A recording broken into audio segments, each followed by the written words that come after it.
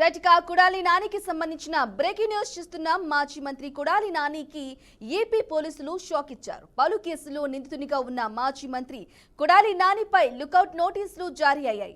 ఈ నోటీసులు ఆన్లైన్ ద్వారా అన్ని ఎయిర్పోర్ట్లు, ఓడరేవులకు అందాయి. ఇక వాస్తవానికి కొడాలి నానికి రాష్ట్రంలో పాస్పోర్ట్ లేదు. రైతు మోషే కేసులో జైలు శిక్ష ఖరారు కావడం, పలు కేసులో నిందితునిగా ఉండటంతో ఆయనకు పాస్పోర్ట్ జారీ కాలేదు. అయితే హైదరాబాద్ చిరునామాతో పాస్పోర్ట్ ను పొంది ఉంటారని అనుమానిస్తున్నారు. ఇక అమెరికాకు పరారయ్యే అవకాశం ఉందని సందేహిస్తున్నారు. అయితే కృష్ణా జిల్లా గుడివాడ పరిధిలో నానిపై ఇప్పటి వరకే పలు కేసులు నమోదయ్యాయి.